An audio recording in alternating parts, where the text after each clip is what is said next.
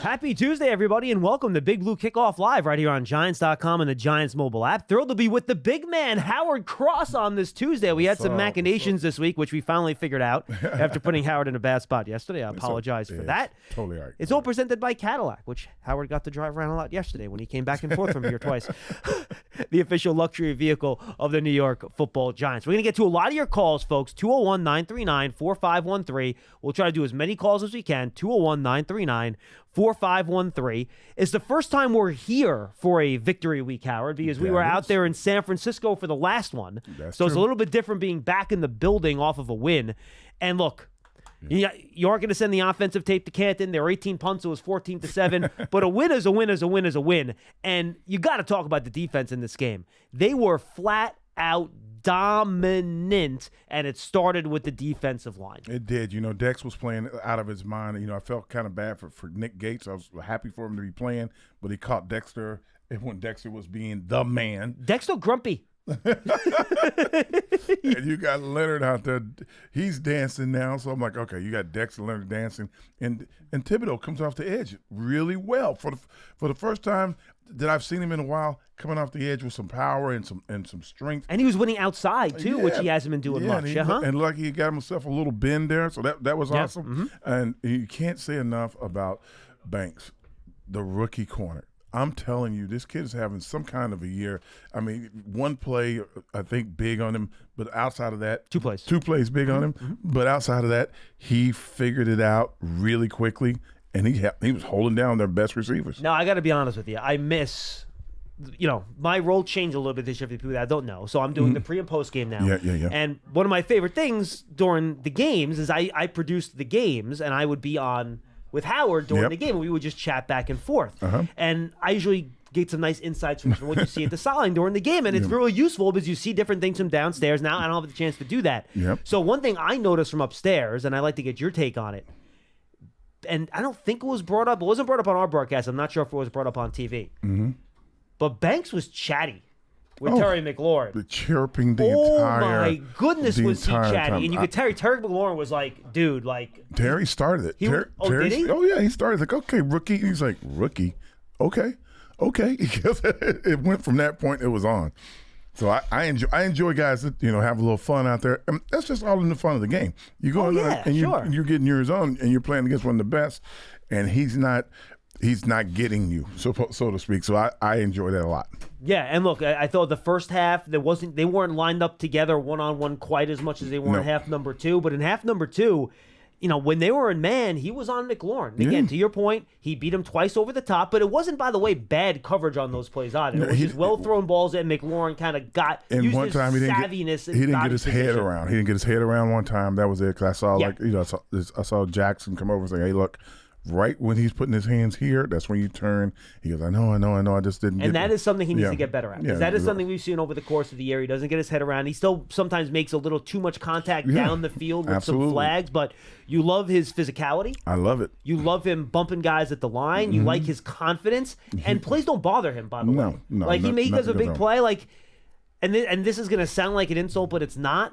He doesn't think a lot, right? He doesn't overthink things in terms of getting in his head when a bad play happens. I think it's more, you should say it like he has very, very little short-term or no short-term memory. Good way to put it. He just doesn't have it. Yes. He does really good at it. So I like that a lot. I like the way that he has to make sure McLaurin's down on that one play before looking at the official, though. He was down. No, I know he was down, but he has to make sure that McLaurin's down before he looks at the official. Absolutely. I liked our linebacker play. That they came up, they got it going. McFadden continues to play well, man. And I think the thing that I complained about or didn't complain about, but what pointed out is that in the first few weeks of the season, they weren't gang tackling. Yeah, they are now. Now there are 9 guys on the clip, or it's 9 guys getting off the play. That makes a big difference. I don't care who you're playing against. If you get that many guys around, you're going to get the guy to the ground. Yeah, and look, can't say enough good things about the defense. And obviously late, they caught a little bit of a break. Sam Howell threw it behind the receiver. It could have been a completion. But that goes back. I mentioned how they were the big guys were winning up front. You mentioned Thibodeau, Leonard, and, of course, Dexter. They also, I thought the Washington offensive line had trouble figuring out who to block. there were a lot of free runners at the quarterback. Pinnock was a free runner at the quarterback. Yeah. McFadden once had a free run at the quarterback. And then on the final play, Isaiah Simmons had a free run at the quarterback. And now he's got to make that play and bring the quarterback down. Howell did a good job of spinning out of it and making the play. But I thought Wink did a good job of scheming things up to give that Washington front a lot of trouble trying to figure out who to block, and he created a lot of rush opportunities just off a scheme. I think he did, but I think the bigger reason is Dexter in the middle. Dex was unbelievable. When there's a guy that's right in the middle of your offensive line and he's coming and two guys can't stop him, then it becomes a problem for, well, who do you got? I got to kind of help over here before I do my job. So could you put your hand out a little bit, give me some help before you go out? No, this guy's gonna run by me. Then the guy between you runs through. So it's a lot. That's what happens when you have a guy. You see that all the time with some of the best defensive tackles in the league.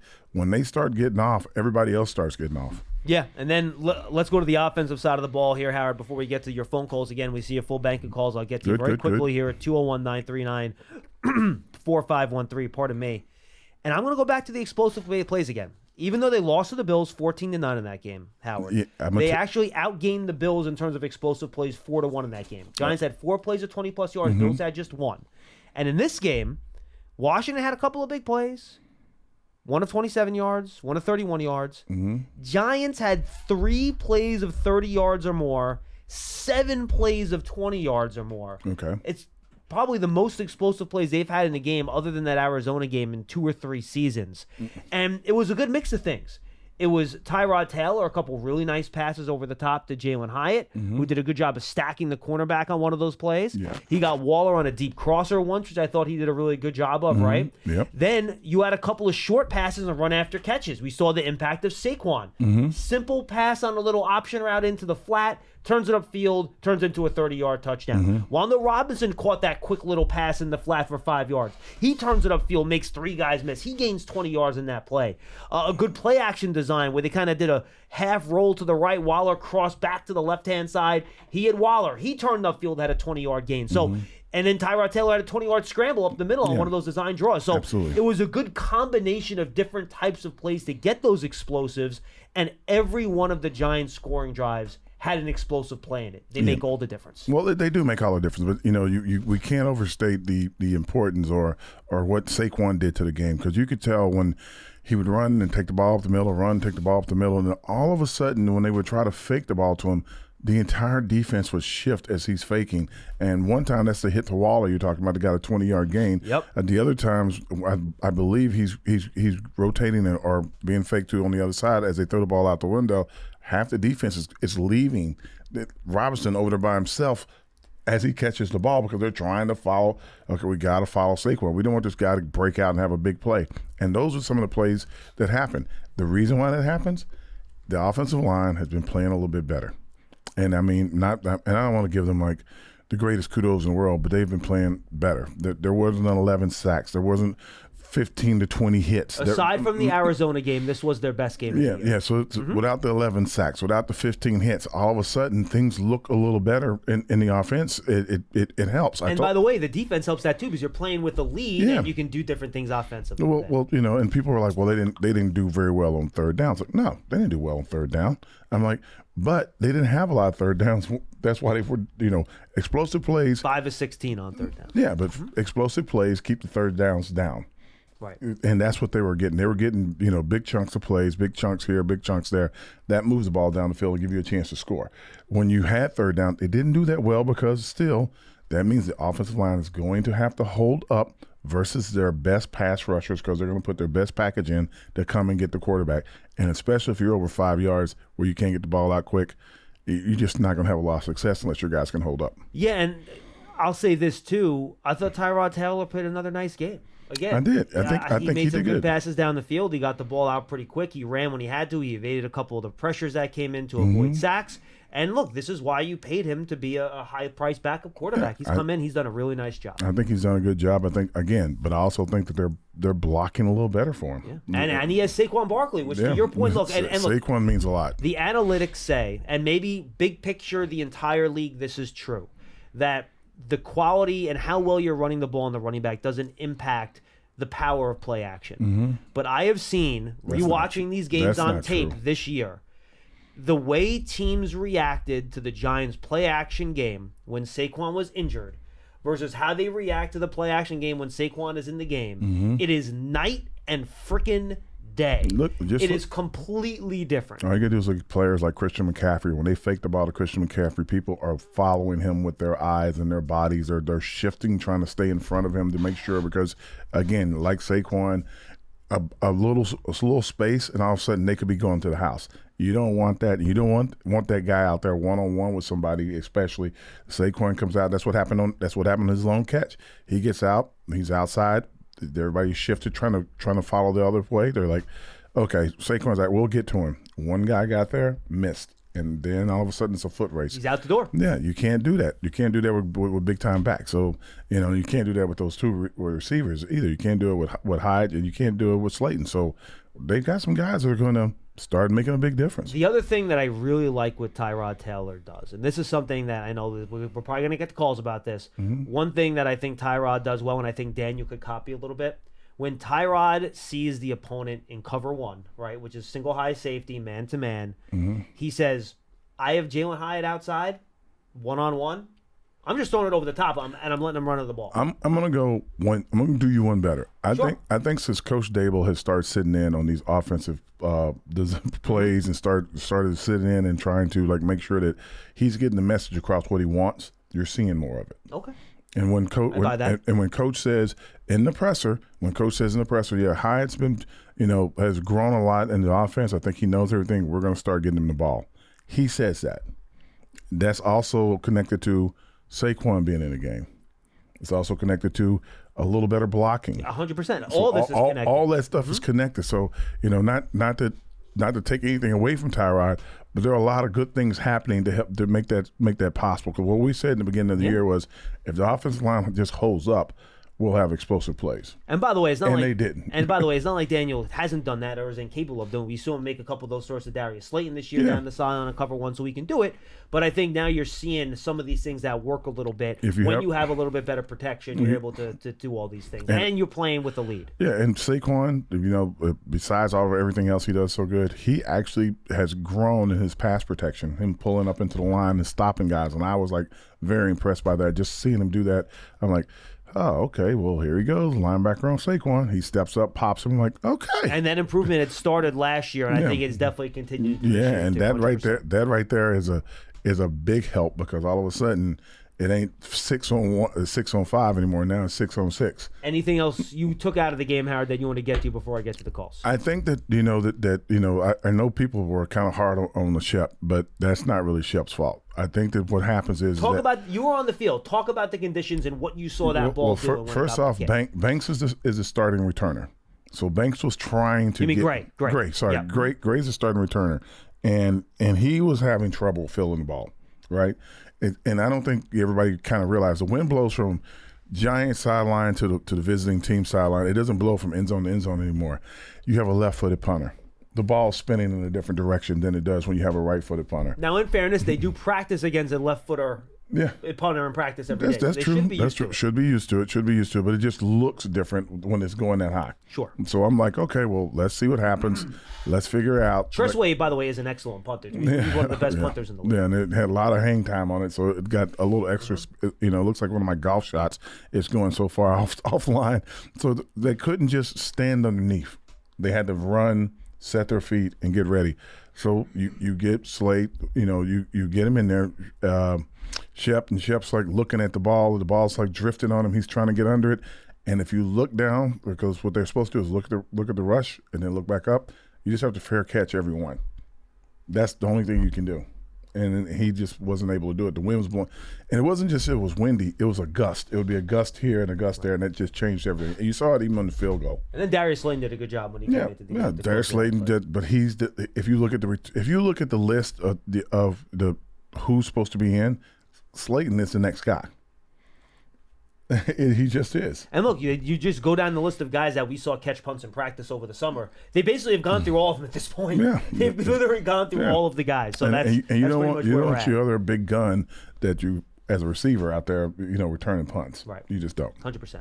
All right, 201-939-4513. You're listening to Big Blue Kickoff Live, presented by Cadillac, the official luxury vehicle of the New York Giants. Make sure you go and subscribe to the Giants Huddle podcast, folks. Is the Schmeelk and Howard episode up there yet, Pearson? Not yet, right? That'll be up there later this afternoon. By the time you're listening to this on the podcast feed, it probably will be. My interview with Sean O'Hara, we break down everything Giants, Washington, and we look ahead to the Jets as well. Good offensive line discussion from Sean on that show, talking about how the group kind of came together this week and played a little bit better. And you also have a rapid reaction with Howard and Madeline. That's up there right now from after the game on Sunday. So go check that out on the Giants Huddle podcast. Giants at Giants.com/podcast. Just search for Giants Huddle on your favorite podcast platform. Also search for the Giants Hangout. It's our brand new podcast. Howard's on the Monday show with Lance and Russ. And then we have our Thursday edition with Madeline, Casillas, and Brandon London. So go check that out to search for Giants Hangout. And if you're on Apple Podcasts, please leave a 5-star positive review for all of our podcasts. It really does help us out as people search for Giants content on podcast platforms. Nice. 201-939-4513. Let's get back to the phones. Well, not back, but let's start on the phones and go to Julian in Florida. Julian, you're up first. Hey, what's up? John, Howard, how you guys doing today? What's up, Julian? Good, very good. Good, man. All right, so listen, when I call you guys, when I call this show, long-time listener, by the way, since Thank you. 2015, I believe. When I call this show, I like to think of you guys as, like, my therapist, as a Giants fan. So I like to be able to say what I want to say, obviously without cursing and anything like that, but I want to get some things off my chest. So if you guys would allow me to do that as a Giants fan, I'd appreciate that. Go right ahead, Julian. It's all you. The floor is yours. All right, awesome.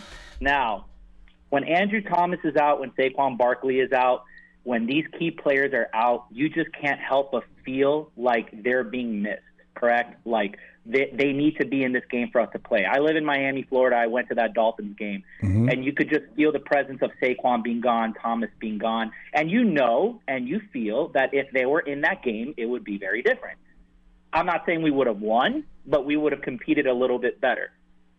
To your point, Schmeelk, that you just said probably like 20 minutes ago, when your run game is going, your PA is going, and your passing is progressing tremendously. It just shows with Tua and the Miami Dolphins. That running game is the best in the NFL, which makes Tua get those fast releases off even better. The play action's even better. It just, when you have a good running game, your pass game is going to be better. Now, to my point about Andrew Thomas and Saquon Barkley, when they're not on the field, you feel it. For some reason, and I'm a Daniel Jones guy, but when Tyrod's back there, I don't miss Daniel Jones for a second. For some reason, Tyrod just feels like he gives us a better chance. Now, I'm a Daniel Jones fan, and he's our number one quarterback, and I get it. We gave him the contract. But I was at that Miami game when Tyrod came in. I watched Daniel Jones for 3 quarters, or maybe even 4. I think he went down in the 4th. It all became a blur after a while. But when I saw Tyrod get in there and just start hitting those, I mean, like his release was quicker. He was hitting Waller in tight windows. Even that touchdown against the Commanders to Waller. That was a great throw. It was a great throw. Great throw. That was a tight throw. Yes, exactly. Just like, it makes me wonder, could Daniel have hit that? But all I wanted to say is Tyrod gave us a chance to beat the Bills, which a game that a lot of us Giants fans felt like we had no shot in hell. But he looks smoother when even when the pocket collapses, Tyrod just looks smoother when he's getting out of there. He's a little bit more elusive than Daniel. I don't think anyone's going to disagree. Daniel's athletic, but Tyrod just looks a little bit more elusive. He has a quicker release, and he spreads the ball, and he's hitting those tight windows. That Darren Waller touchdown goes to show. So I guess my point is, now that I live, I've been living in Miami, and I get a lot of people that are like, Daniel Jones, and, of course they're going to talk their stuff. Can you guys explain to the football fans and maybe that people that don't understand how that contract is going to work out? Like, how exactly does the contract work out with Daniel Jones? Because I hear a lot of people say, oh, it's a 2-year thing when it's a 4-year thing. I know that you guys have broken this down before, but if you could maybe dumb it down for people that don't really understand it, sure. Could you break that down? And I'll leave you guys off with one more thing. As honest watchers of the game, I know you guys work for the Giants, and I get it, but as watchers of the game of football, can you agree that Tyrod just looks a little bit better out there than Daniel Jones, and I'll leave you guys with that. And I appreciate all your hard work, fellas. Thank you very much. Thank you, Julian. Howard, I'll let you answer the question. The last part is, does Tyrod look better than Daniel? Not really, and I know that the facts look bad when you say something like that. I'm telling you guys, Daniel played a lot without Saquon. It just wasn't good for him. And he got hit a million times, and Tyrod has not got hit a million times this and year. I was kind of laughing at the stat that kept getting thrown out over and over again. How Carroll, what's his name, the quarterback from Washington? Sam Howell. Howell he was the most sacked guy in the NFL. I'm like, because Daniel's been hurt. So, they were actually like neck and neck before the Daniel injury. No pun intended. No pun intended. I'm No like, pun intended. so like when you're getting hit that much, it's hard, and a lot of times he was getting hit, in the second step of a 3-step drop. That has nothing to do with quick releases or anything. That just was, unfortunately, and the guys would tell you, the guys up front would tell you, it was just really, really bad line play, and he was the subject of that. And when there's no, real threat to keep guys honest, they just tee off and come after you. And if you get down, way, way down, they really tee off and come after you. So, the addition of Saquon has helped out a lot. And the defense playing better has helped, Howard. That's the other part of this that people aren't realizing. The defense isn't helping out. Defense is changing the game. They're playing an elite level of defense right now that if they were playing that at that rate the entire time, it could have been a little different down the road because you just get more opportunities. Like, for example, the Seahawk game. The Seahawk game wasn't that much different than the Commander and Buffalo games. No. Except you had that terrible pick six at the goal line. And that changed everything. If they score a touchdown there instead of throwing the pick six, and look, no one's defending Daniel on that. It was a bad throw. It was a bad decision. It was a bad play.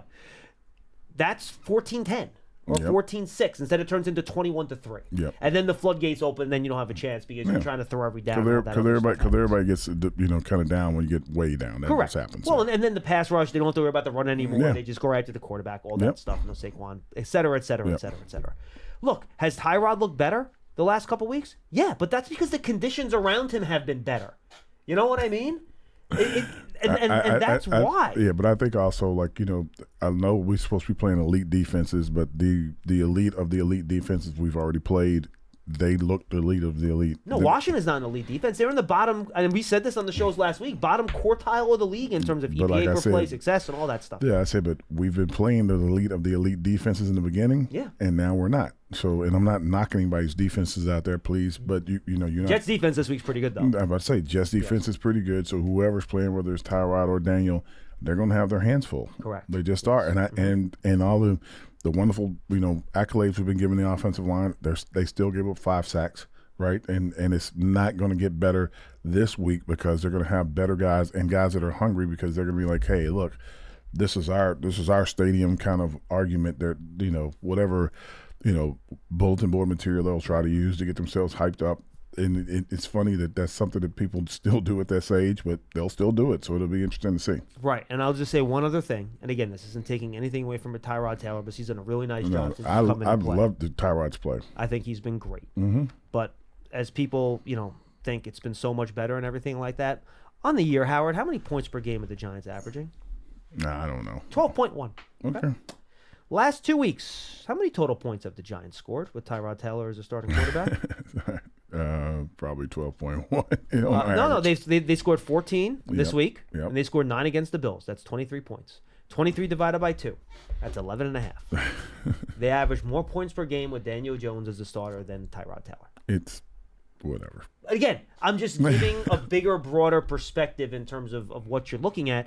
And the best half of offensive football we've seen the Giants play all year happened with Daniel Jones and Saquon Barkley on the field in the second half against Arizona when they scored 31 points in 2 quarters. Look, I'm just trying to put everything in context here. I'll put it in context and for I'll you. leave it there. I'll put it in context for you. I'm not a fan. I want the Giants to win. Right, of course. That's all I want. I'm not doing the whole who's going to do what, when. Well, you better be ready because let's go to Wilson in Roxbury. There's He's my up man, next. Wilson. Wilson's back for more with Howard. Hi, Wilson. Hey, listen, I like pain. That's why I keep coming back. What do you got today, Wilson? I'll keep my bat down. Are you happy today? Are you happy today, Wilson? Are you a happy man? I'm happy. Good. I'm happy. Listen. I just know, but it is so asinine and moronic that I not only have to listen to New York radio for this whole week, but not some of the callers, that somehow the Giants are better off with Tyrod Taylor than Daniel Jones. I mean, that is beyond. I'm not. It's stupid. That's not. That's the word that comes up. I mean, I like Tyrod, but we know what Tyrod Taylor is. And Daniel Jones, to me, he has a top 10 arm. He's a top 5 running quarterback, and he's tougher than 95% of the quarterbacks in this league. But for some reason, I think it's just too toxic for him here. And Brian Dable doesn't help. I mean, Brian Dable can just say, when Daniel's healthy, he's my starting quarterback, but he doesn't do it. So I have a theory. Well, no, Wilson, hold on. What was Wilson? He said exactly that 2 weeks ago at a press conference. He was asked after the Bills game, is Daniel your starting quarterback when he comes back? And he said, yes, he is. I remember, John, but yes. That was after a loss. Okay. I just want to ask something. Do you think, and I don't know this, and I'm just going to ask you guys this, was this Joe Schoen's and Brian Dable's call, or was this John Mara's call about Daniel Jones has to be? If it was John Mara's call, it's organization malpractice. It's Joe Shane's call, Wilson. Joe Shane makes those decisions. What? Okay, I don't know, Johnny. I'm asking you. Wilson, I will. So real quick, I'm going to tell you a little bit of a story, okay? And I hope I don't get in trouble for this. Don't hang up on me because I want to. No. 100%. I'm going to tell a quick story. Okay. So the day they were getting up to the deadline, the 4 o'clock franchise tag deadline with Daniel Jones on, what was it, a Monday, I think, or in February, whatever it was. I was sitting here. And we were doing the show that day. We're walking back and forth to the studio, and you literally see as you get to the deadline, and I'm not going to give names, giant front office personnel having conversations and meetings. His agents are here. They're going in and out of rooms. They're having meetings.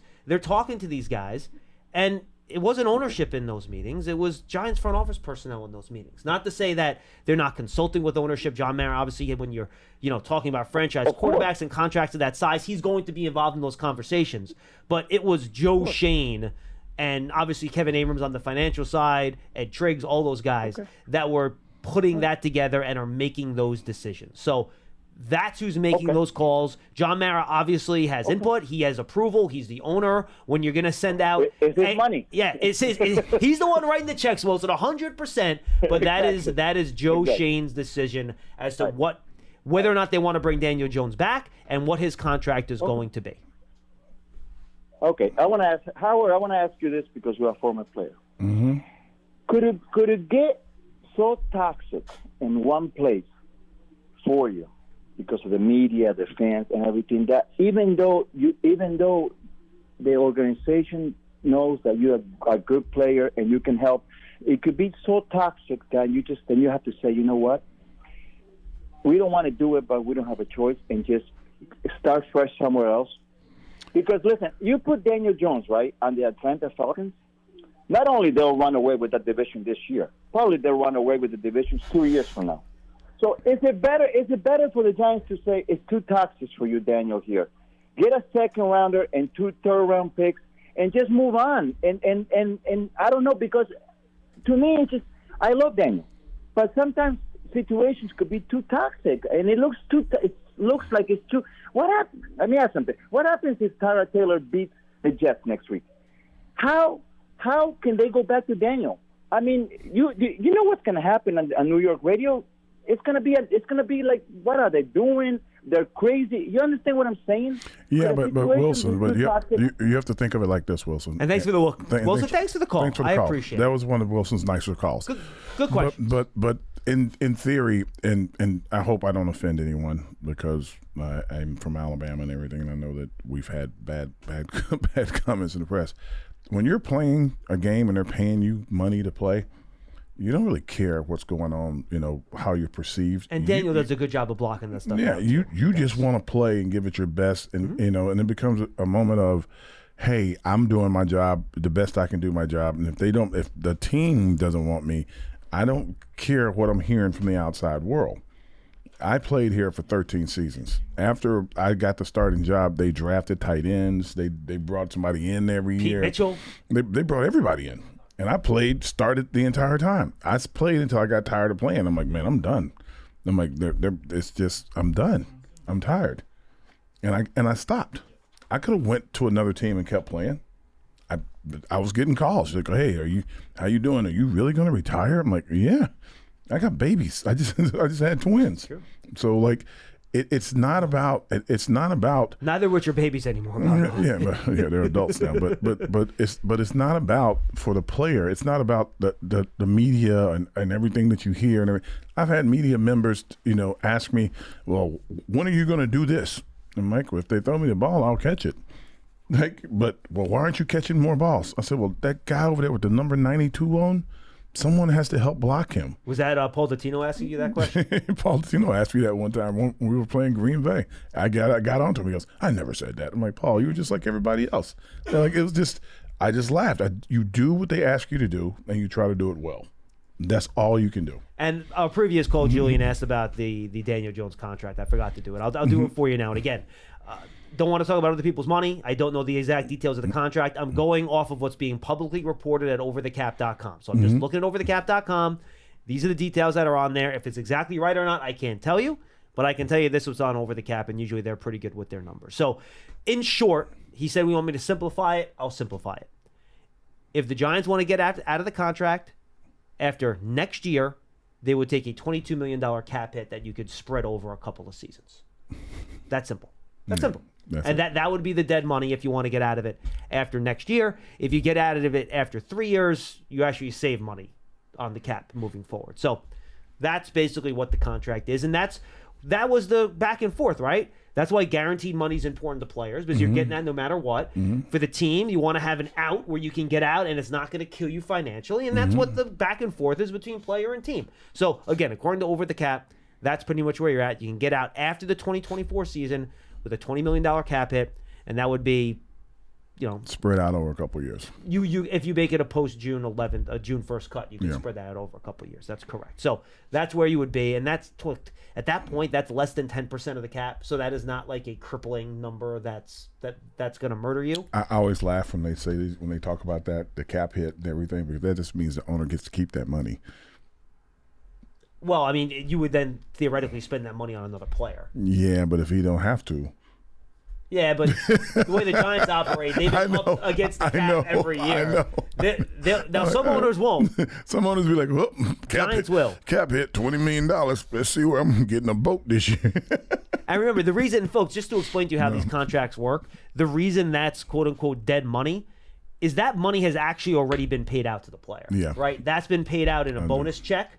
I don't know how, different contracts have the signing bonus go out in different ways. Some it's all the first year, some of the first 2 years. They basically say, like, if you get if you got $100 million signing bonus and you had it over 5 years, it would be $20 million a year. Well, that's spread that way. Well, that's how it's put on the cap, right? Yeah, but the actual check, you might get 50 in year one and 50 in year two. Depending on how the contract is set up. I don't know how they do their money, but I'm saying that. But the way that it affects the cap, it can get spread out. They spread it out. They try to spread it out evenly. That is correct. Yeah. But in terms of cash, and that's why it's dead, right? Yep. So that money is still on your cap books, but the check's already been written. So that's why it's on your cap, even though the player's not still on your roster. Gotcha. 201-939-4513, 201-939-4513. Hugo's in New Jersey. He's up next. Hi, Hugo. Hey, good afternoon, guys. Howdy. I guess I'm going to try to bring it back to football now. So first, very happy with the win, obviously, and the defensive effort.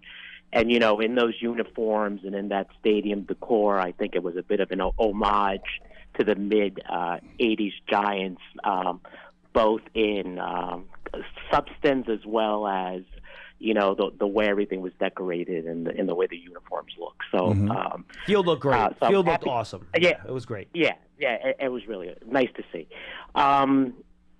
So here's what I'm looking for at some point this season is for a convergence of good offensive play with good defensive play. How about good special teams play too, Hugo? Can we get all three in the same game?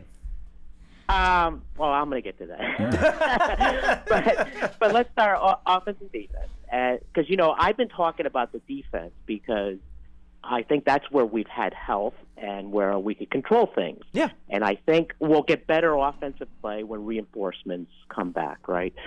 So a couple of weeks ago, I said more physicality, especially from the back end. And I think Howard called it earlier when he said swarming. I mean, that's essentially an outcome of that, of being more physical. I said last week, let's do better against the run. And shout out to Wink with the heavy man, 3 down lineman fronts and more Ashawn and Robinson. It makes both Lennon, Columbia, Maryland, and myself happy. So shout out. So stop. I think the next phase is more pressure from the edges, and Thibodeau's coming on. I think that will improve when, and I know I've called him this before, when our situational pass rusher comes back off of IR. So maybe someone could ask Coach Stable that question, if it's a long-term thing or he's going to come off IR.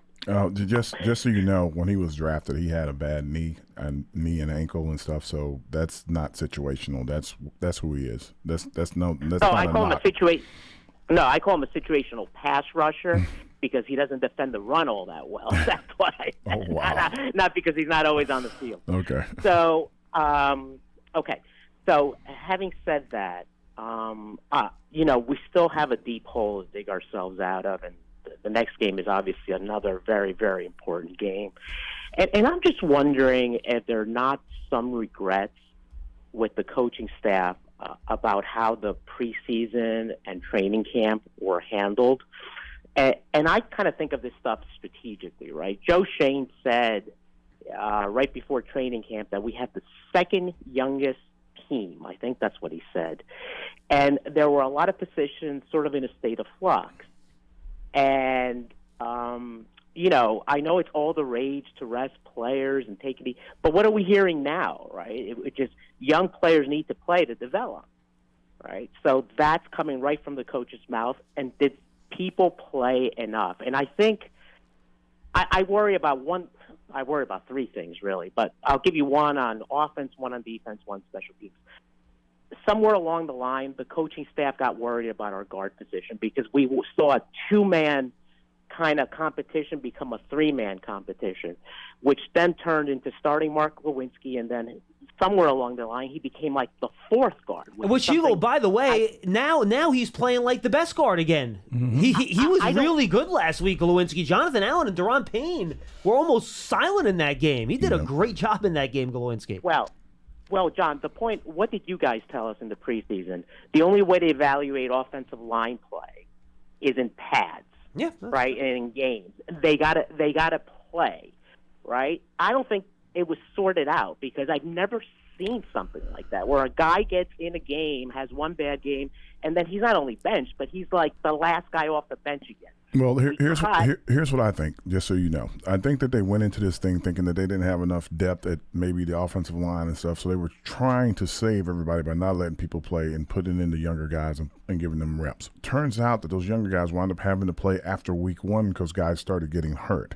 So if we're going on the theory that you just used and you put all the veterans in and let all the veterans play, and then they all get hurt, then the guys that weren't playing would have gotten fewer reps and they weren't be ready. So it's 6 in one, half a dozen in the other. And Hugo, I'll say the other part of that too is that we don't know what they thought of McKeithen in terms of the hierarchy. Because remember, he was hurt. He didn't get back into camp until a few weeks into camp. So if he was there and healthy the whole camp, maybe he would have been ahead of Lewinsky a little bit earlier. I don't know the answer to that particular question. Well, here are the weirder things then, right? Because this involves young guys, right? They cut Tyree Phillips, who we presume to be our swing tackle.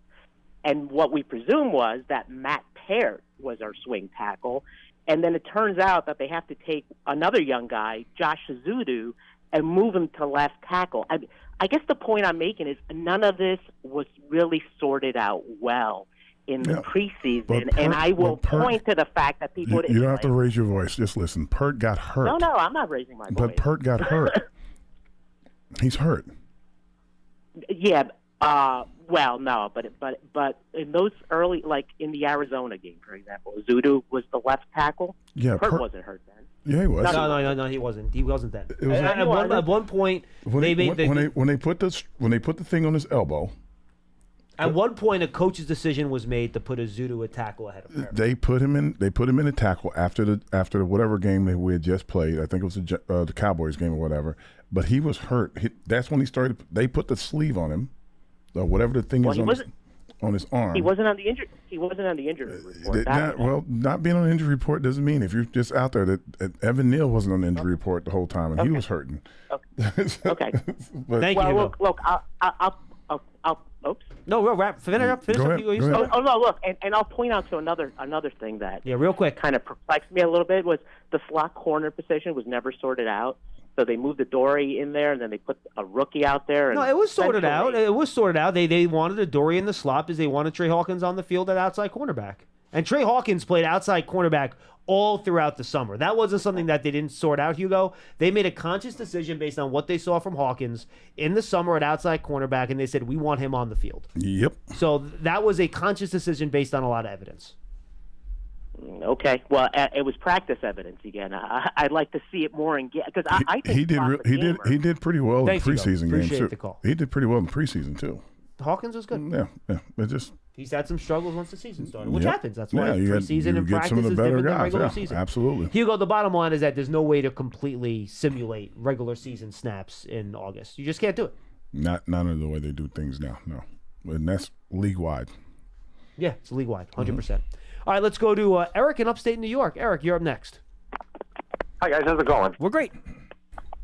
So I just wanted to make a statement first and then a follow-up question after that about Wan'Dale Robinson. Go ahead. Mm-hmm. So I think that we have a weapon in him that is very underrated. I don't think people give enough credit to how good he is, and you could see that on that 22-yard catch and run that he had this weekend. No, look, Eric, we agree. I think Wan'Dale is probably, if you're looking for like a short to mid-range catch, he's their go-to guy in those situations. They like him in the middle of the field to get separation, Howard. He's exciting. He's quick. Like I said before, he's comes under that model of the old Patriots receivers when they're all small guys, making quick turns, making quick catches in small spaces. That's what they're usually there for. And the follow-up question, which I'll take off the air, didn't we draft him as a gadget type of player? And, our offense is horrible in the screen game. We seem to be the only offense in the league who cannot run a positive screenplay. And I think Wan'Dale is a guy that would do that, what he was drafted for. So, I just want to see what your guys' thoughts were on that. No, I appreciate it, Eric. Look, Wan'Dale wasn't drafted as a gadget guy. He did do gadget stuff in college. Remember, he was a running back in Nebraska before he went to Kentucky. But then at Kentucky, he ran the full route tree. He was their number one receiver. He did everything for them, and that's how the Giants drafted him, even though he was good at the gadget stuff. And that's how Paul kind of referenced him a lot in our draft coverage that year. But I tried to point out that, look, you watch his tape at Kentucky, he did everything. He was an outside receiver for them. He ran all the routes. He was a good player. In terms of the screens, Howard, and I tried to make this point last week, I'd like to get your take on it. Mm-hmm. Screens take a lot of coordination and timing from an offensive line. When you have a million different guys coming in and out that haven't worked together a ton, I got to imagine, and correct me if I'm wrong, as someone that's played alongside offensive linemen throughout his whole career, I got to imagine getting that stuff kind of in sync is tough in the screen game when every week you got different guys up there doing stuff on the offensive line. I'll say it like this, regardless of who's in there. If you're not blocking well in the pass game at all to begin with, screens are not going to help you. Because Explain. And this is why. When guys are beating you off the ball, and they're 2 steps behind you when the guy's in the second step of his drop to get to the quarterback, the back has nowhere to go because everybody's already back there. The screen isn't going to slow that pass rush down at all? No, it's not slowing it down. It's just for free release. All you're going to do then is throw an interception to a D lineman because they're all going to be in the line of sight. So you think there's going to be no room for the running back to even make that catch? If you can't bump them and then let them slide off, because that's what the screen is, you're bumping and sliding them off. If you bump them and slide them off, then you turn and run down and get in front of the carry. If you miss them, then the ball's in the air as the guy, he's reaching for the ball as it's being snapped to the quarterback. So you're saying there's just going to be too many guys. That's why screens don't work again. Like if you notice teams that have better blocking up front run better screens. When Miami, the people reference Miami constantly, the safeties are like 12 to 14 yards deep because they're trying to be on top of those two fast receivers. Yeah, well, some's 20 yards deep. Yeah, and they're trying to do that. So when they run the screen, this is what the screen looks like. You have two guys on the outside. They could be a receiver and a tight end. You have one guy coming from inside out to make the block. He doesn't even have to come to make the block. There's not enough guys in the box. There's not enough guys in the box to slow it down. So he doesn't go out to make a block. He just goes up the field. And once he goes up the field, he's not even really touching the linebacker. He just runs across his face. And if you have to slow down or stop to avoid a lineman and Tyreek Hill's catching the ball 15 to 20 yards from you, you're not catching him. You should just turn around and start running that way and just try to see if you can cut him off. That's what you're supposed to do. So that's why screens are working for teams like that. It worked for the San Francisco 49ers. A little bit of the same thing. Andy Reid and the Chiefs are a great screen team. Yeah, great screen team. But that's because their lines are blocking pretty good. The Eagles run a decent screen game. Like, if your line's blocking pretty good, that means that everybody's kind of healthy and the defense is on their heels almost. This you got Jerry Rice on the network. Absolutely. So that's what I'm looking at. I'm looking at it like you got to have better line play up front before you can create something that's going to be out on the, because basically most screens, whether people realize it or not, the back is still in the backfield when he catches the ball and everybody kind of folds out and he goes.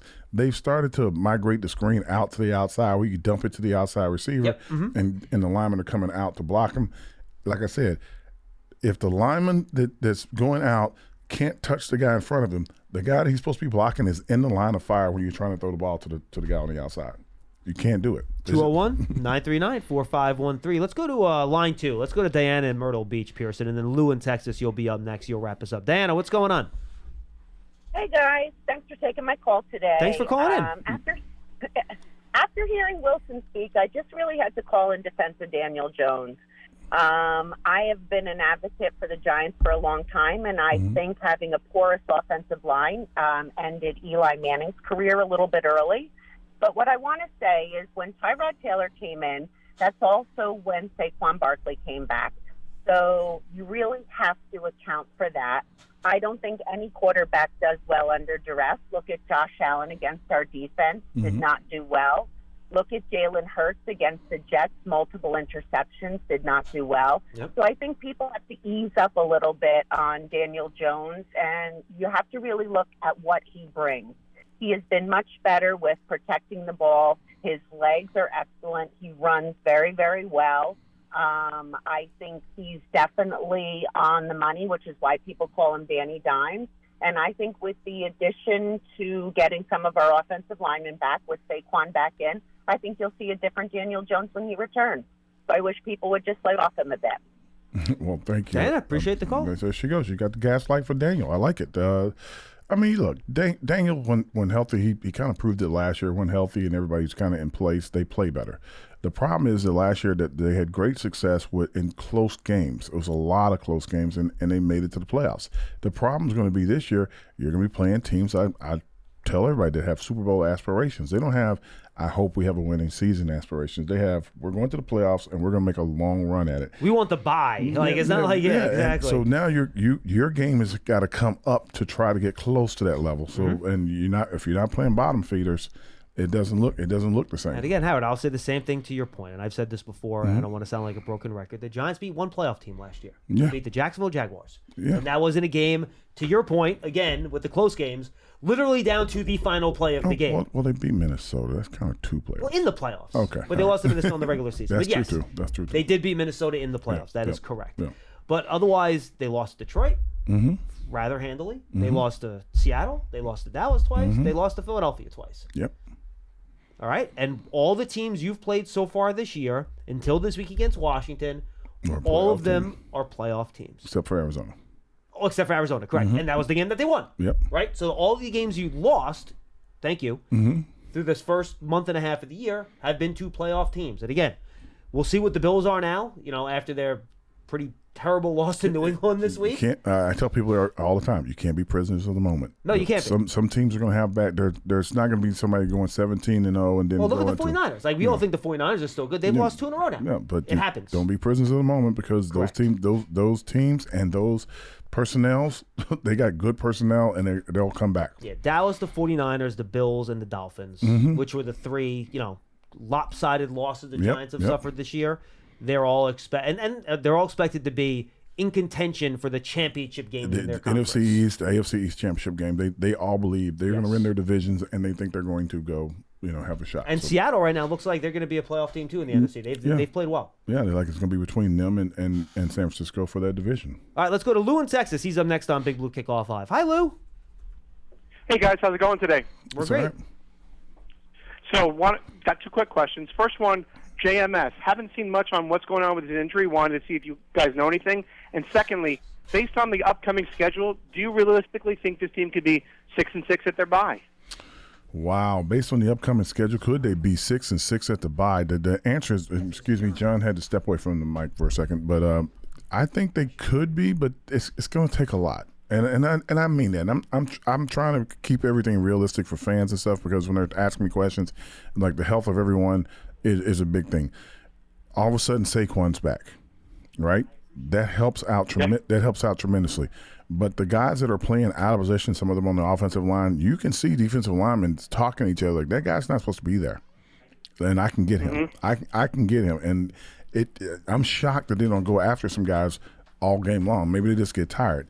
What's been happening is that if they have any time, and I do mean any time, if they don't get to the quarterback of the Giants, whoever it may be at the time, there's going to be a ball launched into the sky for one of these guys that are running, 24 miles an hour in practice, and it's noticeable. When Saquon kind of comes out of the backfield and it looks like he's going to run out into the flat for a dump down, it's noticeable because the safety isn't quite looking at the guy that's running by him. He takes a second to take one more look at Saquon before he turns around to chase him. So those things are noticeable. So could they be 6-6 by the bye? They could be.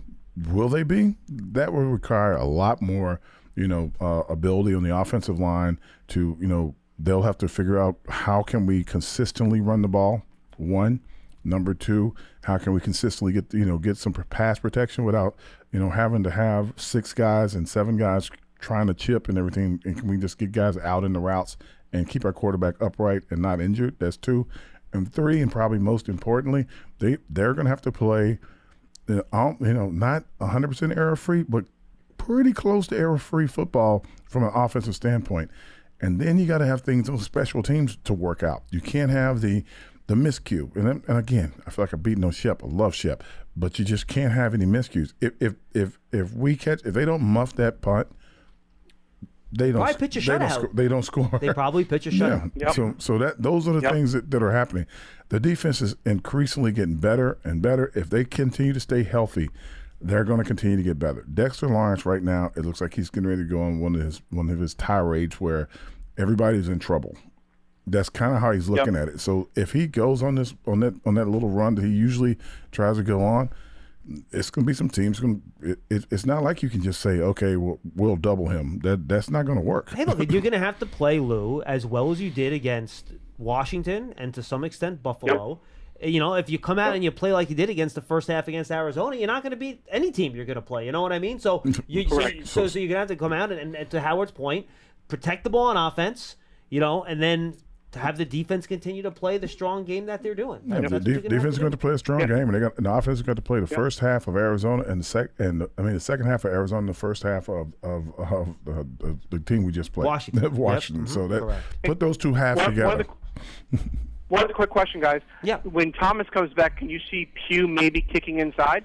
Yeah, it's a good question, Lou, and I've kind of thought about this, Howard. I'm curious to get your take. Let's assume you get Thomas and Neal back at the 2 tackle spots, right? Mm-hmm. What do you think the two – and when you get – and this is when it gets even trickier. You get Schmitz back at center. I'm pretty sure Bredesen's going to be one of the 2 starting guards. Mm-hmm. So who's the other starting guard? For me, based on how well these guys have played, I would have Glowinski in there. I think he's been better than the other 2 guys overall, but they just did bring in Pugh full time.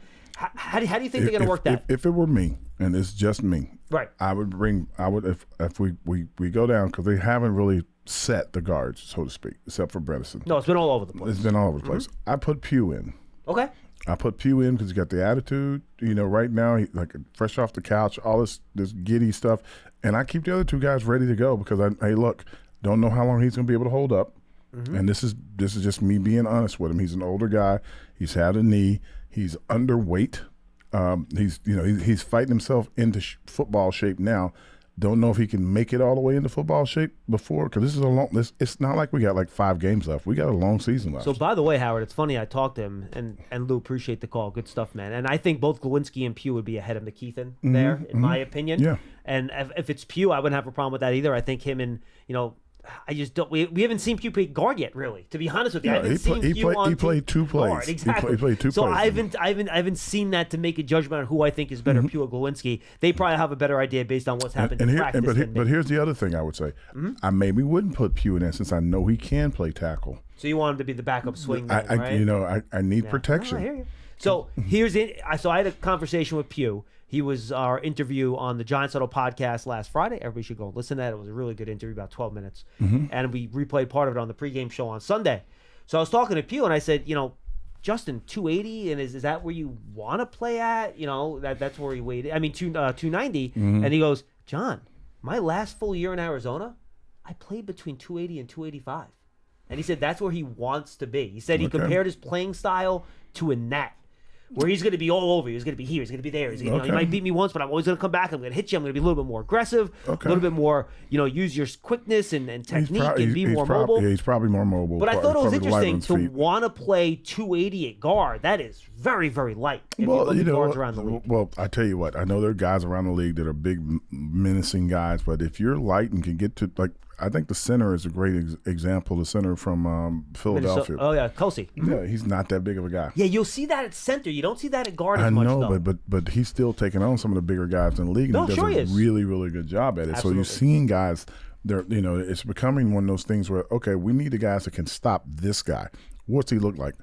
Well, he's not quite 300, but he can stop him. Yeah, put him in there. All right, fair enough. And that's what they're going to start doing. Before we say goodbye, we started a minute late, so we'll go one more minute here, Howard, real quick. Just your thoughts on the Jet game moving forward here. What do the Giants need to do to beat the Jets on Sunday? Well, the first thing they have to do is the defense has to play the same kind of game they played before. They got to keep coming after Wilson. They if they get after him a lot, knowing that they have a big time receiver out there, but get after him a lot, make him have some error throws. He could give the ball up. Yes, he can. Yeah, and he's not above that. A lot of multiple looks are going to be hard for him to keep up with. So they got to, first off, shut down the run and make them one-dimensional where they have to throw the ball. Once they do that, just get after Wilson with all these different looks, and let's see if you can get some balls thrown to you. From an offensive standpoint, they got to protect the ball. But Howard, you took the words out of my mouth. I'm gonna give you a stat to back you up here real quick, and then you can finish your point.